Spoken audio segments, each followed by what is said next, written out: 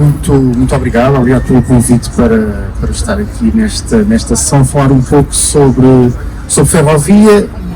O título da sessão é a mobilidade em Braga, mas eu na verdade vou mais falar da mobilidade destas três escalas que aqui menciono e da forma como a cidade de Braga se integra na escala ibérica, nacional e regional,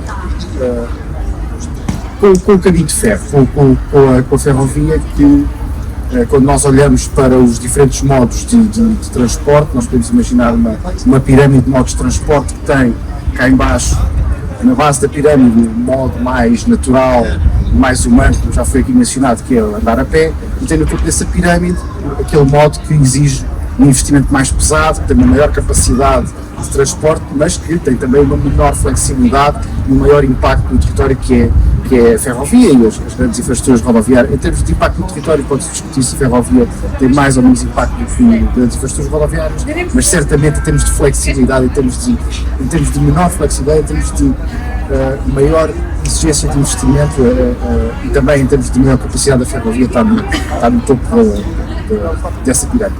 E também por isso, quando se desenha uma política multimodal de transportes, de mobilidade, o desenho da ferrovia é aquele que menor capacidade tem para se adaptar aos restantes. Os restantes modos em geral têm uma melhor capacidade para se adaptar àquilo que são os grandes eixos ferroviários. E acho que é uma feliz coincidência espanhola ser moderado por um professor de Geografia, porque eu acho que esta discussão tem que ser tida sempre muito ligada àquilo que é a geografia. E a geografia de Portugal, da Península Ibérica, da região norte de Braga, é diferente da geografia de outros sítios que já aqui foram falados, como da Holanda, por exemplo, ou de outros locais ou de outras cidades. E, portanto, começamos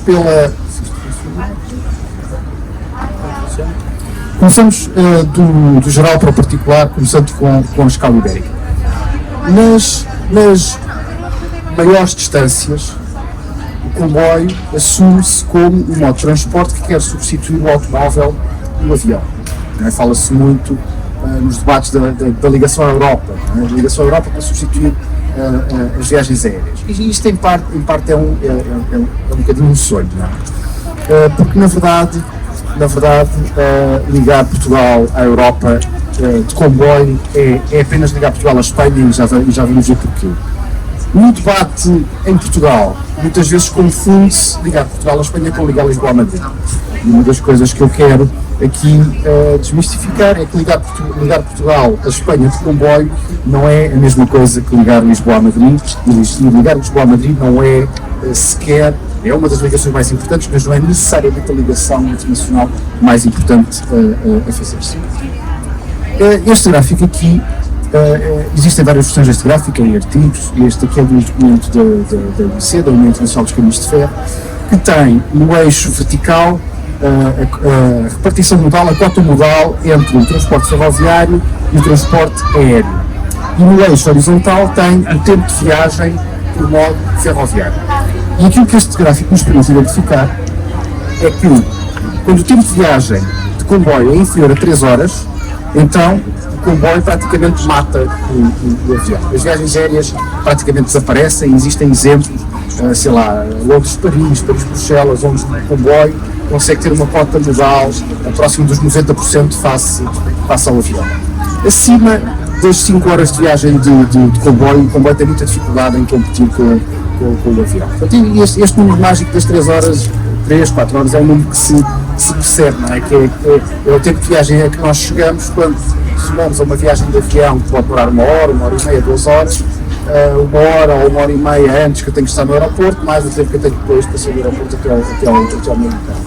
Consegue-se compreender desta forma. Mas aquilo que daqui se retira é que o comboio consegue competir com grande vantagem com o avião se conseguir um tempo de viagem inferior a 3 horas, consegue competir para alguns segmentos para tempo de viagem até 4, 5 horas, acima das 5 horas o comboio não é uma solução para a maioria das pessoas como alternativa.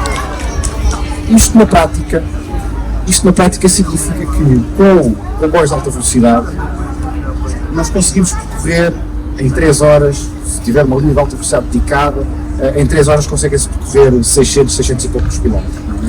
Quando os comboios têm uma velocidade máxima de 300 km por hora, a velocidade média é obviamente inferior. Há muito poucos serviços de alta velocidade no mundo que tenham velocidades comerciais médias acima de 200 km por hora. A maior parte vai nos 170, 180 por hora. Mesmo serviços de alta, do que se chama o TGV, né? O que se chama TGV, que faz sempre para as Milhar, que foi uma sigla que ficou com uma fama em Portugal. Mas mesmo quando falamos de TGV, estamos a falar sempre de velocidades médias ligeiramente abaixo dos 200 km por hora. Isto significa que em 3 horas vemos 600 ou 700 km. Na prática, isto significa que de Lisboa, a partir de Lisboa, conseguimos chegar a Madrid e a algumas cidades na Península Ibérica. A partir do Porto, se for a partir do Porto, eles têm aqui para cima de slide. Assim que assim funciona às vezes. A partir de Portugal, seja de Lisboa, seja do Porto ou do norte do país, nós conseguimos essencialmente de comboio cobrir a metade ocidental da Península Ibérica. Uma viagem de Lisboa, do Porto para Barcelona, já seria uma viagem de comboio que demoraria 6, 7 horas, que já pode servir para pessoas, por exemplo, em turismo, mas já não serve para um grande segmento de pessoas que querem viajar. Ora, aqui que a geografia é de facto importante, não é? Porque uma cidade como Madrid está numa posição muito diferente. A partir de Madrid consegue chegar a toda a Península Ibérica de comboio. E aliás, historicamente a cidade foi colocada naquele sítio, ainda não havia comboio na altura em que a cidade foi colocada, mas percebe-se o que é que ela foi colocada naquele sítio. E portanto, e é por essa razão que Espanha constrói, também por razões políticas, não é? Mas é por isso que a partir de Espanha é fácil construir uma rede de alta velocidade que é essencialmente a estrela. É uma estrela a partir de Madrid a chegar a todas as capitais provinciais. E a questão que se coloca é se Portugal deve ver a sua forma de se ligar à rede ferroviária da Península Ibérica como mais um braço da estrela a partir de Lisboa, simplesmente. Ora, eu acho que esta não é a visão correta para Portugal se ligar à rede ibérica. Isto é um slide que foi fotografado numa apresentação de uma pessoa da Comissão Europeia a propósito do Mundial de Futebol, que repetia precisamente esta visão que não me parece ser a visão correta de ligar todos os pontos da Península Ibérica a Madrid em estrela. Ora, mais uma vez, olhando para a geografia, este mundo aqui é só fiável às vezes. Perdeu a indicação. Sim, se avançar aí, está bem. Isso. Mais uma vez, posso. Não, aquilo que a ligação agora faz. Se nós olharmos mais uma vez para a geografia, vamos virar o controle para aqui, eu vou passando os slides. Não?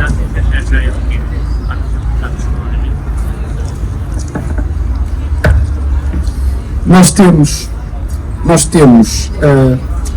a área metropolitana de Lisboa, que tem cerca de 3 milhões de habitantes, a área metropolitana de Madrid, que tem cerca de 6,5 milhões de habitantes, e depois temos todo um espaço entre as duas, que tem apenas 2 milhões de habitantes. Ora, se nós olharmos para o eixo que se estende de Braga até Setúbal, estamos a falar de uma faixa de território que tem cerca de 8 milhões de pessoas. Portanto, 80% da população portuguesa vive nesta faixa de território que está entre Braga e Setúbal. E por isso, torna-se muito evidente que, do ponto de vista de transportes, este é o eixo principal que tem que ser estruturado no país antes de tudo o resto.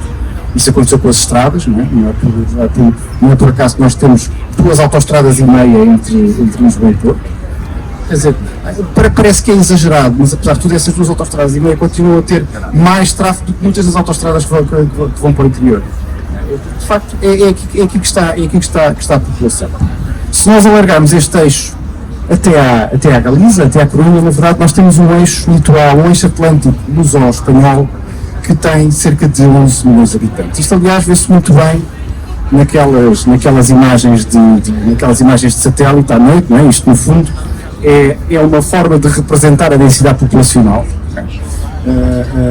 Nós, olhando para a Península Ibérica, vemos que temos de forma muito clara aqui a área metropolitana no centro, e depois temos esta faixa que é, sem dúvida, uma das zonas mais densas mais densamente povoadas da Península Ibérica, vista esta escala. Depois temos aqui o eixo mediterrâneo, que é entre Barcelona e Valência. Na verdade, mesmo se nós afastarmos o mapa para olhar para a Europa como um todo, esta faixa atlântica não é uma das zonas, não estará no top 5 das zonas mais densas da Europa, mas é uma zona que mesmo à escala europeia se destaca como uma zona de grande concentração populacional. E é por essa razão que os estudos de procura refletem precisamente isso. Quando se compara aquilo que dão os estudos de procura entre Lisboa e Madrid, estamos a falar de cerca de 1,5 milhões de passageiros por ano, em estudos de procura para ligações ferroviárias. Ao passo que entre Lisboa e Porto temos cerca de 16 milhões de passageiros por ano. Estamos a falar de um fator 10 em termos de procura no eixo Porto-Lisboa face ao eixo Lisboa-Madrid. E na verdade o eixo Lisboa-Madrid tem uma procura de passageiros ferroviários que é da mesma ordem de grandeza, é um número semelhante àquela que existe entre o Porto e Vigo. Nem sequer estamos a considerar a continuação mais para norte na Galiza. E é por essa razão que a perspectiva que me parece ser a mais adequada, em termos de prioridades de desenvolvimento da rede ferroviária de alta velocidade em Portugal, ela deve começar pela estruturação deste eixo atlântico. Começar por Porto de Lisboa e, de seguida, fazer a ligação Porto-Vigo. E completando estas duas ligações, fica completo o eixo ferroviário de alta velocidade entre Lisboa e a Corunha, a ligar toda aquela região onde estão cerca de 11 milhões de pessoas. É quase um contínuo de cidades onde existe uma forte mobilidade de pessoas de norte para sul. E então sim, depois de ter este eixo estruturado, completar o L, se quiserem, e assim o completar da ligação entre Lisboa e Madrid já não é um prolongamento de uma rede em estrela, mas é fechar o primeiro anel de uma rede em malha, que é esta abordagem que temos, me parece a abordagem adequada para construir a rede ferroviária em Portugal. Estruturar o eixo litoral e depois ter vários braços que emanam desse eixo litoral, que vão ligar o interior do país e vão ligar a Espanha. E é precisamente essa a perspectiva que fica nas outras ligações internacionais que estão previstas nas redes transeuropeias, aqui a ligação pela Beira Alta e depois uma ligação pelo Algarve. Portanto, a perspectiva de ligar a rede ferroviária ibérica em malha e não em estrela. Isto permite-nos passar para a escala nacional. Começo precisamente com o mapa das ligações ferroviárias que estão previstas nas redes transeuropeias. Em termos de cobertura do território nacional, elas cobrem uma boa parte do território nacional, deixam uma grande lacuna em Trás-os-Montes, que atualmente não tem caminho de ferro, mas ficou no plano ferroviário nacional prevista a construção de uma nova linha ferroviária para Trás-os-Montes, que sim foi Vila Real e Bragança. Não acho que seja realista criar a expectativa que ela aconteça rapidamente, por uma razão simples, não é? Nós, em termos de desenvolvimento da nossa rede ferroviária, ainda nos falta o básico. Ainda nos falta a estruturar o eixo mais importante, que é o eixo Porto-Lisboa. Se isso tivesse sido feito há 20 anos, há 30 anos, nós poderíamos estar agora a pensar nessas outras ligações, mas nós, quando construímos uma rede deste tipo, não podemos começar da periferia para o centro, temos que começar do centro para a periferia. Temos que trazer, o objetivo é trazer o mais cedo possível, o maior número de pessoas possível para o transporte ferroviário. Curiosamente, deve estar mais próximo. Certo, onde passam 2 comboios de alta velocidade por dia em cada sentido. Portanto, é quase o mesmo que nós está. Como eu estava a dizer, aqui estou só a representar aquilo que ficou no plano ferroviário nacional em termos de serviços de alta velocidade. Serviços de alta velocidade não são necessariamente serviços que têm que andar em linhas de alta velocidade, mas são serviços de alta qualidade e que têm esta perspectiva de competir com o automóvel e com o avião. O plano ferroviário nacional foi definido o objetivo dos serviços de alta velocidade ligarem as 10 maiores cidades do país. E aqui é outro ponto em que a geografia se torna importante. Quando nós pensamos naquilo que são as 10 maiores cidades do país, estamos a falar de, eu acho que sei fora, Lisboa, Porto, Braga, Coimbra, Aveiro, Viseu, Évora, Faro e Funchal. Eu não sei quantas vezes, acho que nos escapou. Guimarães também faz parte desta lista. Esta rede permite de facto ligar a todas essas cidades. Quando nós pensamos numa cidade como Guimarães, ou como Viseu. Para não pegar um exemplo tão próximo. Viseu é uma cidade que tem cerca de 50 mil habitantes e está entre as 10 maiores cidades do país. Eu estou a considerar a área pequena do Porto e a área pequena de Lisboa como uma cidade. Não é? Lisboa, Amadora, Oeiras, Cascais é tudo a mesma cidade. Não é? Porto, Matosinhos, Gaia é tudo a mesma cidade. Nós temos entre as 10 maiores cidades do país uma cidade como Viseu que tem cerca de 50 mil habitantes, ou como Évora que tem cerca de 30 mil, 30 e poucos mil. Quando nós olhamos para a Espanha e chegamos a Badajoz, Badajoz tem 150 mil habitantes e é a 46ª cidade de Espanha. Ou seja, Espanha é um país, Espanha, sendo 5 vezes maior do que Portugal, é cerca de 5 vezes maior que qualquer extensão, quer em população, tem pelo menos 50 cidades com mais de 100 mil habitantes. O que significa que Portugal, se tivesse uma distribuição urbana equivalente à de Espanha, Portugal teria cerca de pelo menos 10 cidades com mais de 100 mil habitantes. Nós temos apenas 4, Lisboa, Porto, Braga e Coimbra. E Funchal não conta para aqui. E, portanto, comparando com qualquer país da Europa, as nossas cidades portuguesas são minúsculas. São minúsculas. Isto cria um problema quando nós estamos a desenhar uma rede de um sistema ferroviário, como eu disse, o sistema está no topo da pirâmide, que exige um investimento elevado, que tem uma grande capacidade e, portanto, é tão mais eficaz e é tão mais eficiente quanto maior o volume de pessoas que ele transporta. Portanto, quando eu tenho as pessoas dispersas, isto cria de facto uma dificuldade. E lá está, e por isso, um debate que aqui se gerou sobre se, não aqui, mas que se gerou no país, há algumas pessoas que acham, por exemplo, que a linha para Trás-os-Montes devia ser uma linha de alta velocidade, ou que tem que haver linhas para aqui, linhas para ali. Bom, desenhar riscos no mapa é fácil, mas depois, quando nós desenhamos uns riscos onde queremos de ferro e queremos transportar pessoas, é preciso que de facto haja pessoas para transportar. Aproximando um pouco aqui mais na região norte do país, de facto deixámos aqui, e deixou-se no ponto ferroviário, a ligação de Guimarães pela linha, aqui estava representada pela linha atual. Como Guimarães é uma das 10 maiores cidades do país, é suposto ter serviço de alta velocidade. A verdade é que o meu pensamento sobre isto evoluiu, tem evoluído. Na versão que foi posta à discussão pública do Plano Ferroviário Nacional, não estava prevista, ou era levantada a possibilidade, mas não estava definida a solução de haver uma ligação ferroviária entre Braga e Guimarães.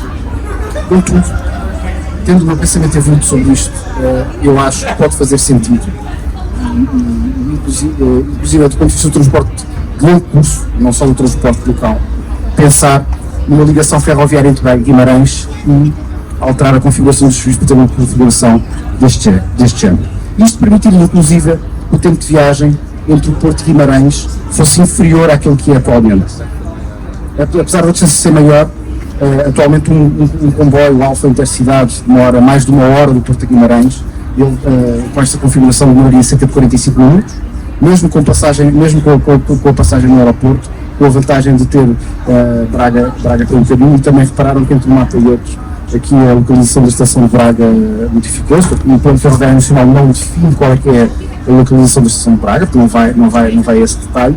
Contudo, uma das coisas que eu ainda fiz quando era secretário de Estado foi dar à IP instruções para estudar uma solução de localização para a estação de Braga semelhante àquela que o Batista da Costa apresentou, com uma estação de alta velocidade no ponto onde a linha de alta velocidade intercepta a linha convencional, de forma a que se possa pegar ali um ponto de transbordo e interface entre os serviços locais e os serviços de alta velocidade. Se essa solução for tecnicamente viável e se não for impossivelmente cara, eu acho que ela tem muitas vantagens e acho que ela deve permanecer em cima da mesa, e acho que, inclusive, para esta possibilidade profissional, ela deixa muito mais possibilidades uma vez que nos estão a fazer sinal para eu acelerar. Olhando agora aqui só rapidamente à escala regional, quando nós olhamos para aquilo que é a rede de caminhos de ferro regional à volta do Porto, mas também às vezes perdemos muito tempo com esta diferença de distinção, se é regional, se é suburbano, qual é que é a designação do comboio. Até os comboios que circulam aqui à volta do Porto, temos uma rede que é essencialmente em árvore, muitas vezes com frequências baixas, não é? Mesmo Braga para o Porto, estamos a falar de um comboio de hora a hora durante todo o dia, com frequências relativamente baixas, e que de facto reflete, mais uma vez, a geografia aqui, a natureza policêntrica de toda esta região. Estamos a falar de uma região, esta região que o Plano Nacional de Ordenamento do Território chama o Sistema Metropolitano Norte Litoral, que é a região que vai desde Braga até Aveiro, tem cerca de 3 milhões de pessoas, tem mais ou menos a mesma população que a área metropolitana de Lisboa, mas ela está muito mais dispersa por um número maior de cidades de média dimensão. Tem o Porto e Braga como as suas maiores cidades, e depois tem um conjunto de cidades de média dimensão. Ora, para ligar todos estes pontos, não há outra hipótese senão fazê-lo em malha. Tem que se fazer em malha. E estas setas estão aqui desenhadas a ligar diferentes cidades desta região. Não significa que todas tenham que ser caminho de ferro pesado. Algumas destas são ligações que já existem, outras que seria relativamente fácil de fazê-las usando as infraestruturas existentes de caminho de ferro com pouco investimento, como é o caso de ligar Braga a Barcelos, mas conseguir ligar não só as 4 cidades do quadrilátero, mas também ligar a outros pontos, por exemplo, ligar Famalicão à Póvoa de Varzim, onde chega o metro do Porto. O metro do Porto, na prática, é uma segunda rede ferroviária regional. Para chegar à Póvoa de Varzim já não é um serviço de metro, é um comboio regional, ainda que a tecnologia seja outra. Mas ligar todas estas cidades, eventualmente mais algumas que não estão aqui representadas, formando uma malha que permita facilmente às pessoas deslocar-se para onde quer de acordo com as suas linhas de desejo, de acordo com o local para onde se querem deslocar, sem ter sempre que passar pelo centro. Eu tenho uma rede em Árvore, é muito difícil ir de comboio, por exemplo, de Braga para Guimarães sem me aproximar do centro, não é? É muito difícil, é mesmo impossível. Não é? Uma grande parte das deslocações que existem nesta região não têm como centro o Porto, portanto o sistema de transportes também não pode ter como centro o Porto. O modo e a tecnologia escolhida tem naturalmente que ser adequados àquilo que é a procura. Não vale a pena querer sempre o sistema de maior capacidade, porque depois, se não existe procura suficiente, está mais vale ter um autocarro a passar de 15 a 15 minutos do que ter um comboio para salvar a hora. Presta um melhor serviço, desde que seja um serviço de autocarro com qualidade, que não demore o dobro do tempo de levaria um comboio ou uma frigideira. Mas muitas vezes há alguns preconceitos em relação a alguns modos de transporte. Um autocarro não tem que prestar um mau serviço. É possível ter um serviço de autocarro, chama-se BRT, chama-se o que quiser, mas é possível ter um serviço de autocarro com qualidade. Portanto, aquilo que é importante é que os serviços de transporte tenham qualidade, e não há nenhuma tecnologia ou nenhum modo de transporte que só por si ofereça necessariamente uma melhor qualidade de serviço. Portanto, deixava aqui estas reflexões e agradeço. Muito obrigado. Muito obrigado.